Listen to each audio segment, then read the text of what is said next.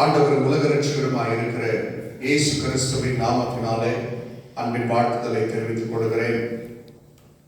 தேவனுடைய வார்த்தைக்கு நேராக போவதற்கு முன்பதாக வேதத்தின் மீது கரங்களை வைத்துக் கொண்டு ஆண்டவரை நோக்கி நாம் ஜெபிக்கலாம். ஆண்டவரை, நீர் எங்களோடு பேசு.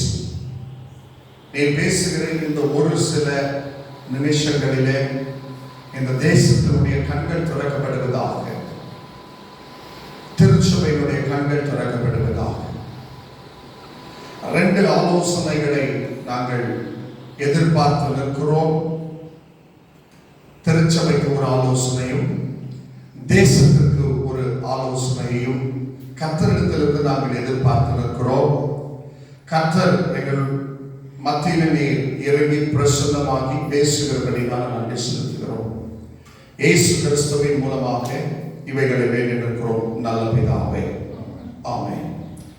பிரியமான ஆண்டவருடைய பிள்ளைகளே, இந்த நாளிலே நாம் எல்லாருக்கும், திருச்சபைக்கும் தேசத்திற்கும், இன்னும் சொல்ல போனால் உலகம் முழுவதற்கும் ஒரு பெரிய பேண்டமிக் என்று சொல்லக்கூடிய ஒரு பயங்கரமான தொற்று நிமித்தம் நாம் பயந்து போயிருக்கிறோம்.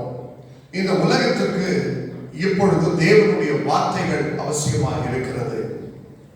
ஜெபம் மாத்திரமல்ல, தேவனுடைய ஆலோசனையும் தேவனுடைய வார்த்தைகளும் இந்த உலகத்திற்கு, இந்த தேசத்திற்கு, இன்னும் திருச்சபைக்கும் தேவையாக இருக்கிறது. ஆகையினால மக்களுடைய எண்ணங்கள் இந்த நாட்களிலே என்னவாக இருக்கிறது என்றால், அடுத்தது என்ன நடக்கும் என்று ஒரு பயங்கரமான ஒரு அச்சுறுத்தலோடு அவர்கள் காணப்படுகிறார்கள். அடுத்தது என்ன நடக்கும்? இதுவரைக்கும் கண்டிராத ஒரு பயங்கரமான ஒரு வாதையை இந்த உலகம் சந்தித்திருக்கிறது. ஒருவேளை இதற்கு முன்பதாகவும் ஒரு சில வாதைகளை சந்தித்திருக்கலாம். ஆனால் இப்படிப்பட்ட ஒரு வாதையை இதுதான் இந்த உலகம் முதல் முறையாக சந்திக்கிறது. இந்த உலகம் சந்திக்கிற இந்த வாதைக்கு இன்னும் மருந்தும் கூட கண்டுபிடிக்கவில்லை. இன்னும் வரக்கூடிய நாட்களில் என்னெல்லாம் நடக்கும் என்றும் மக்கள் அறியாமல், புரியாமல் இருக்கிறார்கள். என்ன செய்வோம் என்று திகைத்து போயிருக்கிறார்கள். ஆண்டவருடைய வார்த்தைகள் இவ்விதமாக சொல்லுகிறது. நேற்று தினத்தில் நான் ஆண்டவருடைய சமூகத்தில் ஒரு சில காரியங்களுக்காக நான் ஜெபித்துக் கொண்டிருக்கும் போது ஆண்டவர் என்னோடு சில வார்த்தைகளை பேசினார். அந்த வார்த்தைகளின் மூலமாக எனக்கு சில காரியங்களை உணர்ந்து வைத்தார். அந்த காரியங்களை மாத்திரம் நான் உங்கள் மத்தியில பகிர்ந்து கொள்ள, சொல்ல ஆசைப்படுகிறேன். வேதத்திலிருந்து அப்போஸ்தலர் நடவடிக்கைகளின் புஸ்தகம்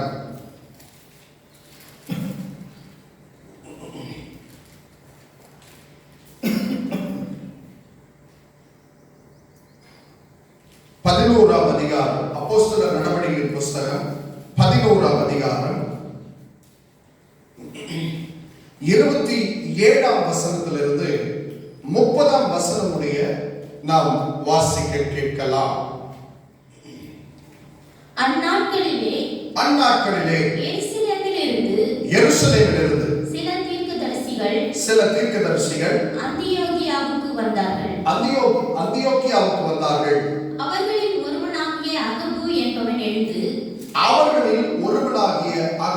என்பவன் எழுந்து உலகமெங்கும் கொடிய பஞ்சம் உண்டாகும் என்று, நன்றாய் கவனிக்க வேண்டும், கொடிய பஞ்சம் உண்டாகும் என்று ஆவியானவராலே அறிவித்தான். அது அப்படியே கிளவுதிய ராயனுடைய நாட்களிலே உண்டாயிற்று. அது அப்படியே கிளவுதி ராயனுடைய நாட்களில் நடந்தது.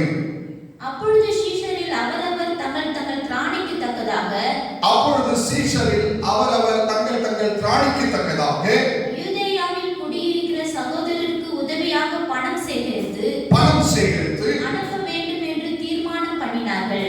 என்ன தீர்மானம் பண்ணினார்கள்? பணம் சேகரித்து அனுப்ப வேண்டும் என்று தீர்மானம் பண்ணினார்கள். பிரியமான கர்த்தருடைய பிள்ளைகளே, கர்த்தர் இந்த வார்த்தைகளை என்னோடு பேசினார், எனக்கு காண்பித்து கொடுத்தார்.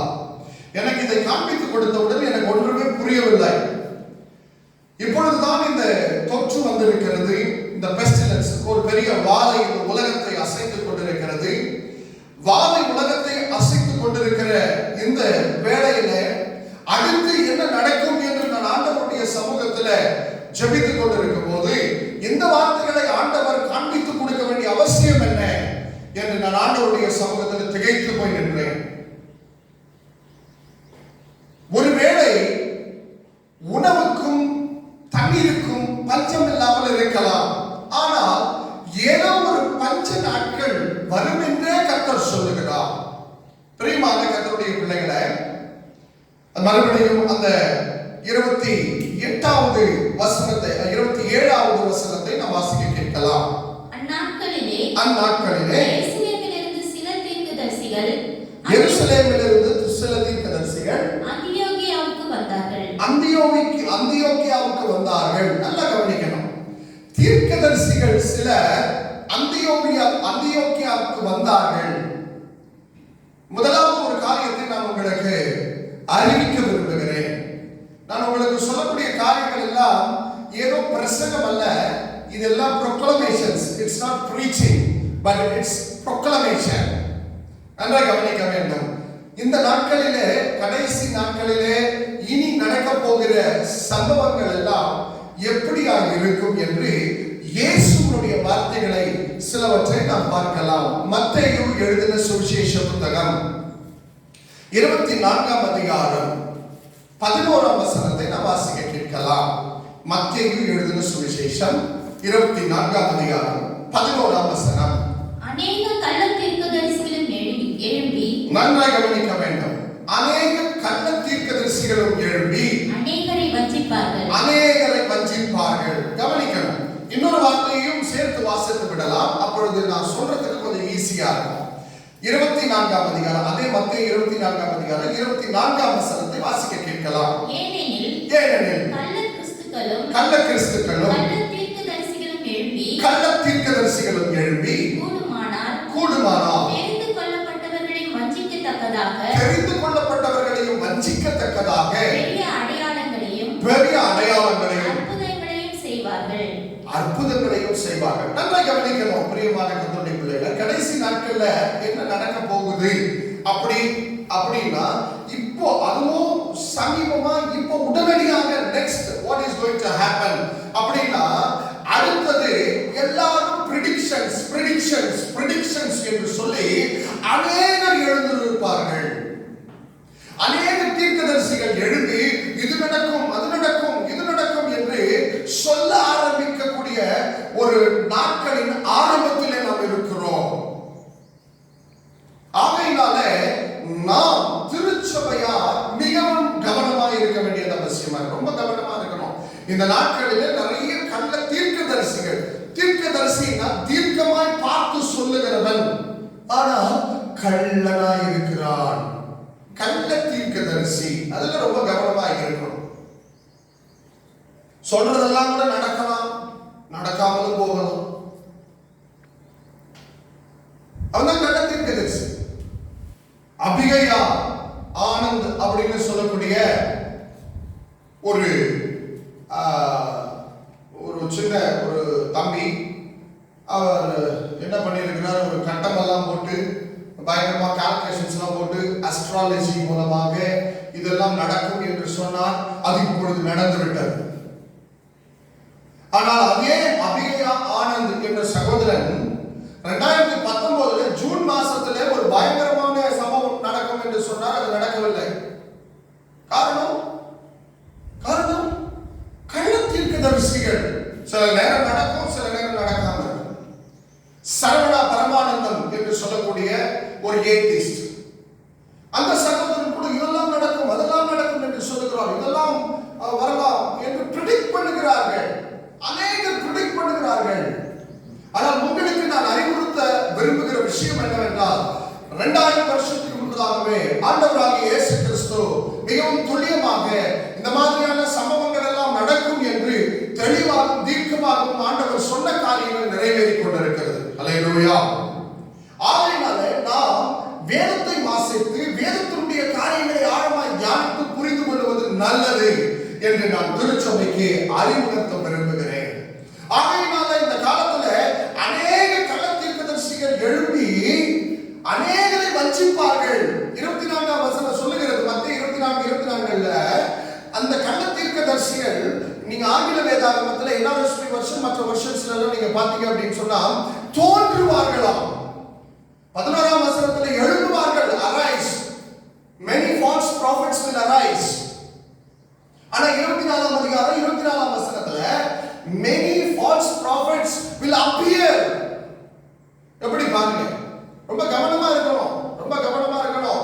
அவங்க தீர்க்கதரிசனம் சொல்றாங்க, இவங்க தீர்க்கதரிசனம் சொல்றாங்க, அங்க அற்புதம் நடக்குது, இங்க அற்புதம் நடக்குது, அடையாளம் நடக்குது, இதெல்லாம் நம்பாதீர்கள்.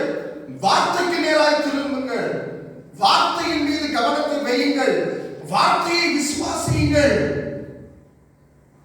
இந்த கடைசி நாட்களிலே காரியங்கள் மிகவும் விகற்பமாக பயங்கரமாக இருக்கும்.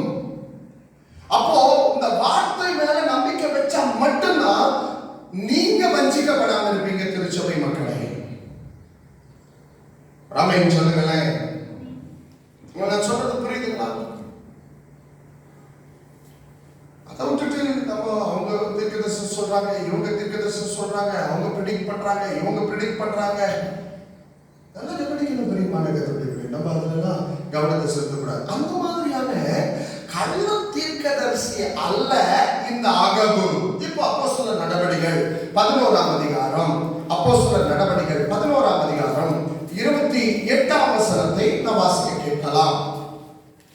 அவர்களில் ஒருவனாகிய அகபு என்பவன் எழுந்து, அந்த தீர்க்கதரிசிகளில் ஒருவனாகிய அகபு எழுந்து, உலகமெங்கும் கொடிய பஞ்சம் உண்டாகும் என்று, உலகமெங்கும் கொடிய பஞ்சம் உண்டாகும் என்று ஆவியானவராலே அறிவித்தான். அதுதான் ரொம்ப முக்கியம். ஆவியானவராலே அவன் அதை அறிவித்தான். Predictions and prophecies must be proclaimed by the Spirit of Jesus. Ramen சொல்லுங்களேன், it cannot be preached or proclaimed by any other spirit in this world, because my God whom I preach is omniscient God, who can understand times and seasons, who created times and seasons. Ramen சொல்லுங்களேன், நீங்க அதை நல்லா புரிஞ்சுக்கணும். நீங்க என்னமா சொல்றேன் அப்படிலாம் கிடையாது. தேவனுடைய ஆவியினாலே தீர்க்க தரிசனம் உரைக்கிற ஜனங்களை நீங்கள் அடையாளம் கண்டுகொள்ள வேண்டும்.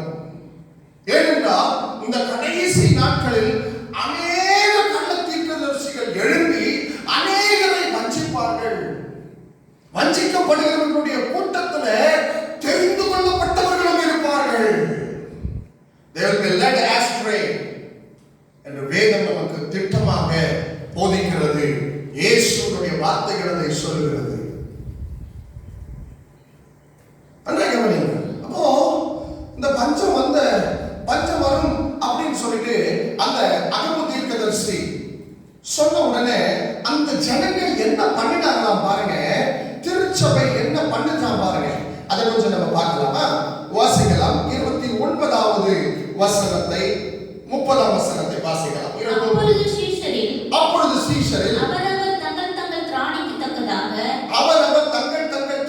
தக்கதாக யூதேயாவில் குடியிருக்கிற சகோதரருக்கு உதவியாக பணம் சேகரித்து அனுப்ப வேண்டும் என்று தீர்மானம் பண்ணினார்கள். என்ன தீர்மானம் பண்ணியிருக்கிறாங்க பாருங்க. அன்னைக்கு காலங்களில் திருச்சபை என்ன தீர்மானம் பண்ணியிருக்கிறாங்க அப்படின்னு சொன்னா, தேவனுடைய மக்களுக்கு எப்படியாவது எதையாவது சேர்த்து பணத்தை சேர்த்து அவர்களுக்கு உதவி செய்ய வேண்டும் என்று தீர்மானித்தார்கள். ஒரு ஆளுநரை சொல்லலாமா? இன்றைக்கு நம்முடைய தீர்மானங்களும் திட்டங்களும் என்னவா இருக்குது? இன்னைக்கு நம்மளுடைய தீர்மானங்கள் எல்லாமே ஜெபம் பண்ணணும். Of course, I'm not against prayer because I pray. But what is the purpose of prayer? Where is your actions according to your prayer? நீ ஜெபித்தா அதனுடைய கிரியைகள் எங்கே?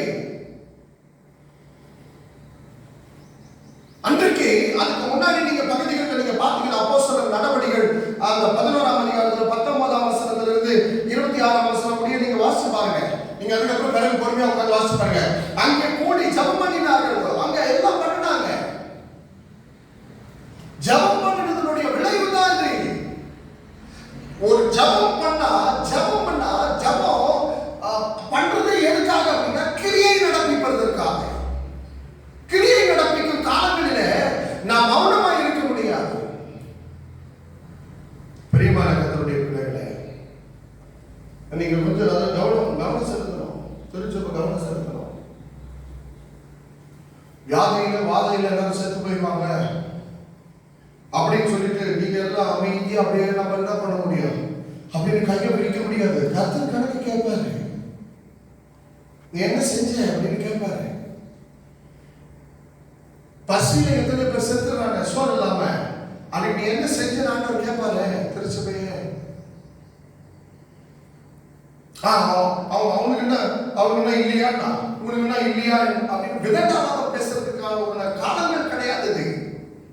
இது விதண்டாவாதம் பேசுறதுக்கான காலமா? இது எதற்குரிய காலம்? எதற்குரிய காலம்? ஏழைகள் ஊழியம் செய்யக்கூடிய காலமா? இல்லை. ஐஸ்வர்யவான்கள் ஊழியம் செய்யக்கூடிய காலம். பணக்காரர்கள் ஊழியம் செய்ய வேண்டிய நாட்கள்.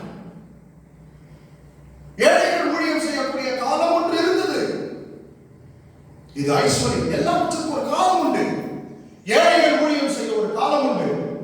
ஐஸ்வர்யவான்கள் ஊழியம் செய்ய ஒரு காலம் உண்டு. இரண்டு பேரும் சேர்ந்து ஊழியம் செய்யக்கூடிய நாட்கள் உண்டு. நாம் என்ன செய்து கொண்டிருக்கிறோம்?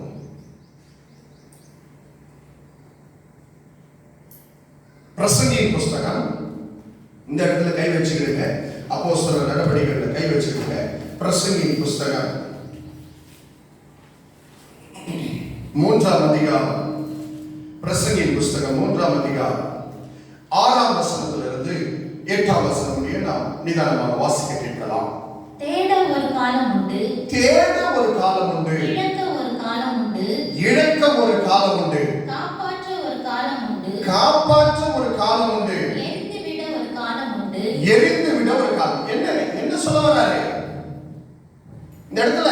வேதத்துல என்ன வந்து அந்த ஞானி என்ன பிரசங்கம் பண்ண வராரு? A time to gain and a time to lose. யோசிச்சு பாருங்க. Is this the time to, do you think this is the time to gain profit? No. ஒரு சானிடைசர் வாங்க போனா அதோட விலை ஒரு 100 ரூபாய் இருக்குது அப்படின்னு சொன்னா இப்போ காலத்துல 200 ரூபாய் 300 ரூபாய் விற்கிறான். கேட்டா அது கிடைக்க மாட்டேங்குதுன்றான். வியாபாரிகளே, உங்க இடத்துல ஆண்டவர் உங்களுடைய தராசு கள்ள தராசா இருக்கிறது என்று கண்டால் ஆண்டவர் நியாயம் விசாரிப்பார். யோசிச்சு பாருங்க. இதுதான் லாபம் சம்பாதிக்கக்கூடிய நாட்களை நினைக்கிறீங்களா? இதுதான் கெயின் பண்ணக்கூடிய நாட்களை நினைக்கிறீங்களா? No, this is the time to loose.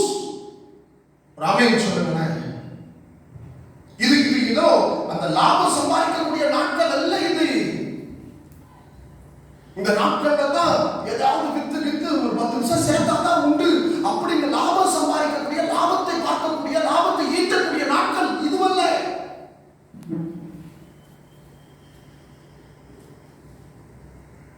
அந்த வசனம் சொல்லுது, a time to keep and a time to throw away.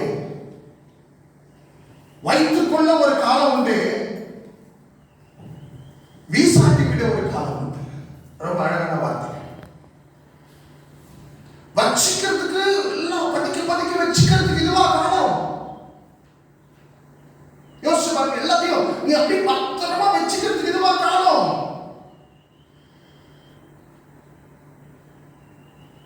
யார் ஒரு ஃபுட்பால் பிளேயர் தன்னுடைய பெரிய ஸ்டார் ஹோட்டல இந்த கொரோனா ட்ரீட்மெண்ட்காக இலவசமாக அவருடைய ஸ்டார் ஹோட்டல கொடுத்திருக்கிறார். யோசிச்சு பாருங்க. நம்ம செய்யணுமா? நம்ம என்ன பண்றோம்? நம்ம இது பதுக்கி வச்சுக்கிற காலம் கிடையாதுங்க. நம்மளுடைய வீடுகளையும், நம்மளுடைய ஆஸ்திகளையும், நம்மளுடைய சொத்துக்களையும் நம்மளுடைய கார்களையும் நம்மளுடைய நகைகளையும் அப்படி பதுக்கி வச்சக்கூடிய நாட்கள் இது கிடையாது. எல்லாவற்றும் வீசாட்டி விடக்கூடிய நாட்களிலே நாம் இருக்கிறோம் பிரியமான கர்த்தருடைய பிள்ளைகளே. அது மாத்திரமல்ல, அடுத்த வசனத்தை வாசிங்க. கிழிக்க ஒரு காலம் உண்டு, கிழிக்க ஒரு காலம் உண்டு, தைக்க ஒரு காலம் உண்டு, மௌனமாய் இருக்க ஒரு காலம் உண்டு, மௌனமாய் இருக்க ஒரு காலம் உண்டு, பேச ஒரு காலம் உண்டு, சிநேகிக்க ஒரு காலம் உண்டு, நல்ல கவனிக்கணும், சிநேகிக்க ஒரு காலம் உண்டு, பகைக்க ஒரு காலம் உண்டு, பகைக்க ஒரு காலம், சிநேகிக்க ஒரு காலம் உண்டு, பகைக்க ஒரு காலம் உண்டு. நீ பகைத்த நாட்களில் பகைத்து கொண்டிருந்தாய். ஆனால் இந்த நாட்கள் அதற்குரிய நாட்கள் அல்ல, சிநேகிக்க வேண்டிய நாட்கள். ஒரு ஆமென் சொல்லுங்களேன். Of course எல்லா நாட்களிலேயும் நம்ம நேசிச்சுக்கிறார்கள் as Christians. நம்ம எல்லா நாட்களிலேயும் ஜனங்களை நேசிச்சுட்டு தான் இருக்கணும். யோசிச்சு பாருங்க, இது எந்த நாட்கள்ல நம்ம இருக்கிறோம்? பகைக்கிற நாட்கள்ல இருக்கிறோமா, இல்ல நேசிக்கிற நாட்கள்ல இருக்கிறோமா? இப்பதாங்க அன்பை எதிர்பார்த்து ஜனங்க வருவாங்க. கஷ்டத்திலையும், ரொம்ப பசியிலையும், பஞ்சத்திலையும், பட்டினிலையும் இப்பதான் வருவாங்க ஜனங்க. திருச்சபை என்ன செய்ய போகுது? அன்னைக்கு இப்ப திருப்பிடுங்க. அப்போஸ்தலர் நடவடிக்கைகள் புத்தகம் 11ஆம் அதிகாரத்துல மறுபடியும் திருப்பிடுங்க. பாருங்க, அந்த வசனத்தை பாருங்க. 29ஆம் வசனம், 11ஆம் அதிகாரம் 29ஆம் வசனம். அப்பொழுது சீஷரில் அவரவர் தங்கள் திராணிக்கு தக்கதாக யூதேயாவில் குடியிருக்கிற சகோதரருக்கு உதவியாக பணம் சேகரித்து அனுப்ப வேண்டும் என்று தீர்மானம் பண்ணினார். நீங்க என்ன தீர்மானம் பண்ணிருக்கீங்க? What is your decision? Church. நீங்க என்ன டிசைட் பண்றீங்க? உங்களுடைய டிசிஷன்ஸ் எல்லாம் என்ன இருக்குது? எல்லாம் பால்கனிலே வந்து நில்லுங்க, வழி வந்து நில்லுங்க, கை தட்டி ஆராதனை பண்ணுங்க, கர்த்தரை துதிங்க. அதுதானே கோயிலுக்குள்ள எத்தனை வருஷமா செஞ்சிருந்தீங்க? இந்த நாட்கள் எந்த நாட்கள்? ஆராதனையோட சேர்த்து புத்தி உள்ள ஆராதனையை செய்ய வேண்டிய நாட்களில் நாம் இருக்கிறோமே.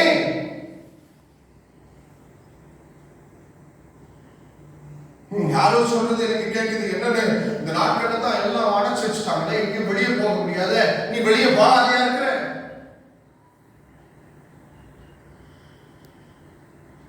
உன் ஜனத்துக்கு, உன் சொந்த பந்தங்களுக்கு உதவி பண்ணாமையா இருக்கிற. ஏழை மக்களை நினைக்கூற வேண்டும்.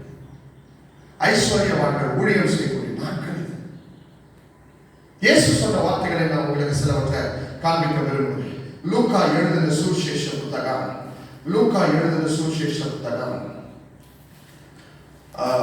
18ஆம் அதிகாரம் 18ஆம் வசனத்திலிருந்து வாசிக்க கேட்கலாம். அப்பொழுது தலைவன் ஒருவன் அவரை நோக்கி நல்ல போதகரே, நித்திய ஜீவனை சுதந்தரித்துக் கொள்வதற்கு நான் என்ன செய்ய வேண்டும் என்று கேட்டார். அதற்கு இயேசு நீ என்னை நல்லவன் என்று சொல்வானேன். தேவன் ஒருவர் தவிர நல்லவர் ஒருவனும் இல்லையே. விபச்சாரம் செய்யாதிருப்பாயாக, கொலை செய்யாதிருப்பாயாக, களவு செய்யாதிருப்பாயாக, பொய் சாட்சி சொல்லாதிருப்பாயாக, உன் தகப்பனையும் தாயையும் கனம் பண்ணுவாயாக என்கிற கற்பனைகளை நீ அறிந்திருக்கிறாயே என்றார். அதற்கு அவன் இவைகளை எல்லாம் என் சிறு வயது முதல் கொண்டு கை கொண்டிருக்கிறேன் என்றார். இயேசு அதை கேட்டு இன்னும் உன்னிடத்தில் ஒரு குறைவு உண்டு. அப்பா, யோசிச்சு பாருங்களேன், இன்னும் உங்ககிட்ட ஒரு குறை இருக்குதுப்பா. இன்னைக்கு நம்ம என்ன சொல்றோம்? நம்ம சின்ன வயசுல இருந்து we are Christians, we follow Jesus Christ. நாம ஆராதனை பண்ணுவோம், சர்ச்சுக்கு போவோம், நாம அதை பண்ணுவோம், இதை பண்ணுவோம், எல்லாம் நீ சொல்லிட்டு தான் இருக்கிற. But you are so religious. You are so religious, pa. Where is your moral attribute or moral attitude which God expects from you?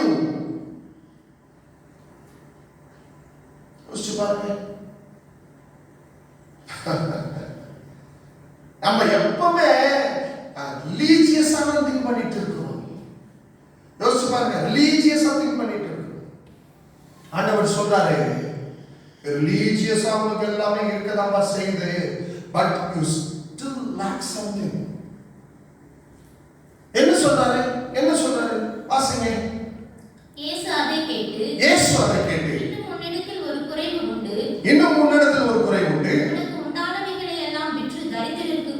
உனக்கு உண்டானவைகளை எல்லாம் விற்று தரித்திரருக்கு எனக்கு கொடுன்னு சொல்லல, தரித்திரருக்கு கொடுப்பா. This is your ministry nowadays. இந்த நாட்களிலே நீ செய்யக்கூடிய ஊழியம் இதுதான். தரித்திரருக்கு கொடுப்பா. அதுக்கு பிறகு அப்பொழுது பரலோகத்திலே உனக்கு பொக்கிஷம்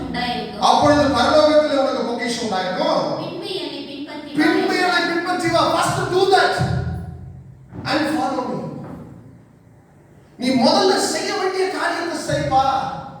சும்மா ரிலீஜியஸா எனக்கு அந்த வசனம் தெரியும், இந்த வசனம் தெரியும், நான் சர்ச்சுக்கு ரெகுலரா போனவன், நான் கையை தட்டினவன், இன்னொன்னு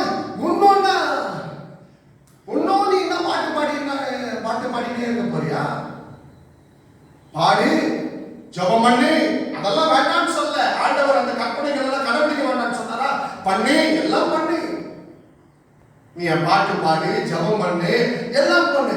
அதோடு கூட சேர்ந்து தரித்திரரை நினைத்துக்கொள், ஏழைகளை நினைத்துக்கொள், அவர்களுக்கு கொடு. என்னாச்சா? அவன் அதிக ஐஸ்வர்யம் உள்ளவனாயிருந்தபடியினால், பெரிய பணக்காரனா இருந்ததுனால அதை கேட்ட பொழுது மிகுந்த துக்கம் அடைந்தான். நிறைய பேர் துக்கம் அடைவீங்க, எனக்கு தெரியும். இந்த செய்தியை பார்க்கிற கேட்கிற நிறைய பேர் துக்கம் அடைவீங்க, எனக்கு தெரியும். But still this is the word of God. இயேசு சொன்ன வார்த்தைகளை உங்களுக்கு நான் அறிவிக்கிறேன். திருச்சபை செய்ய வேண்டிய காரியம்.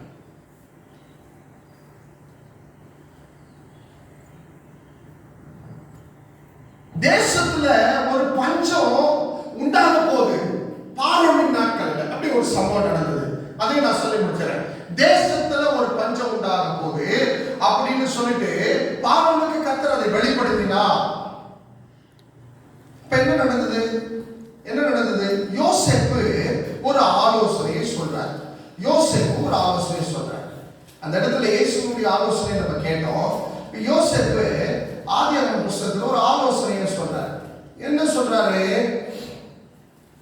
ஆதியாகமம் புத்தகம் 41ஆம் அதிகாரம்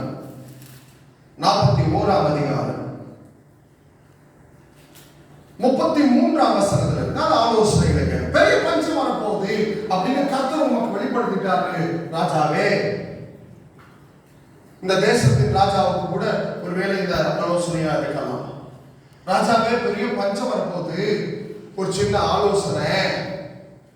என்ன ஆலோசனை? அது வேதத்துல இருந்து பார்க்கலாம். யோசேப்பு அந்த ஆலோசனை சொல்றாரு பாருங்க. 33ஆம் வசனத்துல இருந்து வாசிக்க கேட்கலாம்.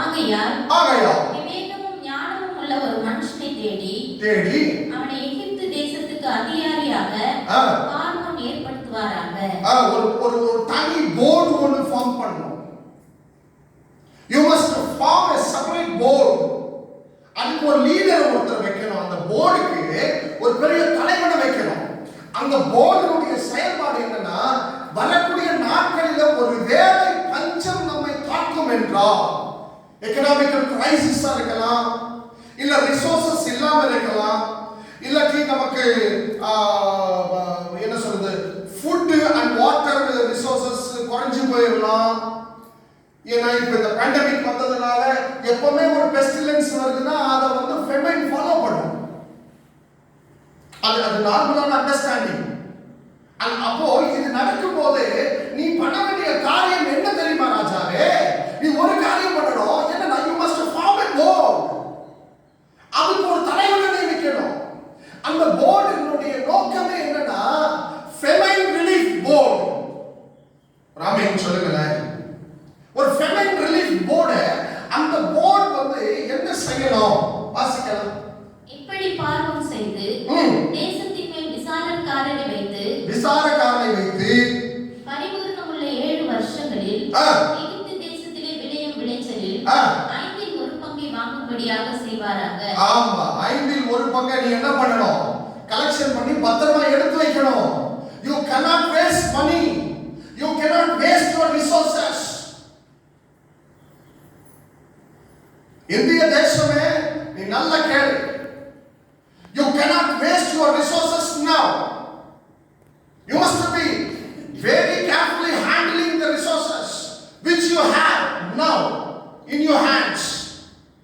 சொந்த காசு இருக்கிறதுக்காக உன் இஷ்டத்துக்கு நீ செலவு பண்ண முடியாது. உன் இஷ்டத்துக்கு நான் அதை செய்வேன் இதை செய்வேன் அப்படின்னு நீ பண்ணதனுடைய விளைவு தான் இன்னைக்கு பணம் இல்லாம இருக்குது. மாஸ்க் வாங்க கூட ராமன் சொல்லுங்க.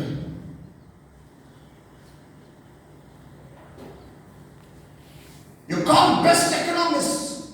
அவங்கிட்ட ஆலோசனை கேட்டு 1/5 நீ பத்திரமா எடுத்து வை. அதுக்கப்புறம் வாசிங்க. இப்படி அவர்களில் வரப்போகிற நல்ல வருஷங்களில் விளையும் தானியங்களை எல்லாம் சேர்த்து பட்டணங்களில் ஆகாரம் உண்டாயிருக்கும்படி பார்வோனுடைய அதிகாரத்துக்குள்ளாக தானியங்களை பத்திரப்படுத்தி வைப்பா. தேசம் பஞ்சத்தினால் அழிந்து போகாதபடிக்கு அந்த தானியம் இனி எகிப்து தேசத்திலே உண்டாகும் பஞ்சமுள்ள 7 வருஷங்களுக்காக தேசத்திற்கு ஒரு வைப்பாய் இருப்பதாக என்றார். பத்திரமா வச்சுக்கோ. ஆண்டவர் உனக்கு ஒரு ரிலாக்சேஷன் கொடுப்பார். God will give you a relaxation. ஆமென் சொல்லுங்க. நீ அந்த கொஞ்சம் சேர்த்து இருக்கிறதுக்காக உனக்கு ஒரு ரிலாக்சேஷன் கொடுப்பார். அந்த ரிலாக்சேஷன் டைம்ல நீ என்ன பண்ணணும்? கொஞ்சம் எடுத்து வைக்கணும். எதுக்காக அப்படின்னா அதை தொடர்ந்து இனி வரக்கூடிய எக்கனாமிக்கல் கிரைசிஸ், இனி வரக்கூடிய நிறைய கிரைசிஸ் இருக்குது. I am not an economist. அதில் எனக்கு அதை பற்றி பெரிய விவரங்கள் தெரியாது. ஆனால் நிச்சயமா ஏதோ ஒரு காரியம் நடக்கும்.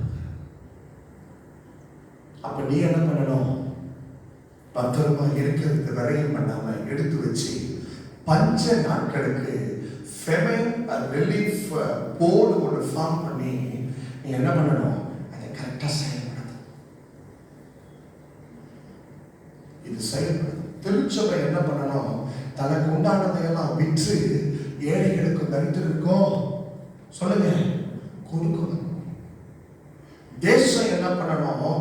பத்திரமா ஃபெமைன் ரிலீஃப் போர்டு ஃபார்ம் பண்ணி பத்திரமா நீங்க சேர்த்து வைக்கணும். இந்த நேரத்துல நீங்க உங்களுக்கு பர்சனலா சேர்த்து வைக்கிறதுக்கோ இல்ல உங்களுக்கு சொத்துக்களை சேர்த்து வைக்கிறதுக்கோ கூடாது. முடிந்தா நீங்க உங்களுடைய சொத்துக்களையும் உங்களுடைய ஆஸ்திகளையும் கூட தேசத்துக்காக விற்று அவர்களுக்கு கொடுங்கள். தேசம் பஞ்சத்திலே அழிந்து போகாதபடிக்கு இதை செய்யுங்கள் என்று ஆண்டவர் சொல்லுகிறார். நம்ம எல்லாரும் கண்களை மூடி ஆண்டவரை நோக்கி நாம் பார்க்கலாம். எல்லாரும் கண்களை மூடி ஆண்டவரை நோக்கி நம்ம பார்க்கலாம். நல்ல பிதாவே, இந்த நல்ல வார்த்தைகளுக்காக நன்றி செலுத்துகிறோம். நம்முடைய நல்ல ஆலோசனைக்காக ஸ்தோத்திரம். இந்த வார்த்தைகளை கேட்டு திருச்சபைக்காகவும் தேசத்துக்காகவும் ஸ்தோத்திரம். தேசத்திலே தலைவர்கள் பணத்தை எதையும் நிறைய பண்ணிவிடாதபடிக்கு பத்திரமாய் அதை சேர்த்து வைத்து பஞ்ச நாட்களில் அதை ஞானமாய் செலவிடக்கூடிய ஒரு பெரிய கிருபையை தேசத்திற்கு தரும்படியாக ஜெபிக்கிறேன். சபைக்கும் ஆண்டவரே அவர்கள் அந்த பணத்தை சேர்த்து வைக்காதபடிக்கு சபையின் தலைவர்கள் எல்லாம் அந்த பணத்தை ஏழைகளுக்கும் தனித்தவர்களுக்கும் கொடுக்கிறதுக்குதான ஒரு நல்ல மனப்பாங்கை கர்த்தர் கொடுக்க ஆண்டவர் கிருபை பாராட்டும்படியாக ஜெபிக்கிறேன். கர்த்தர் அப்படி செய்தபடி நான் நன்றி செலுத்துகிறேன். இயேசு கிறிஸ்துவின் மூலமாக இவைகளை வேண்டியிருக்கிறோம் நல்ல பிதாவே, ஆமென்.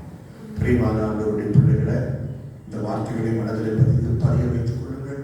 கர்த்தர் நிச்சயமாகவே உங்களை ஆசீர்வதிப்பார். God bless you.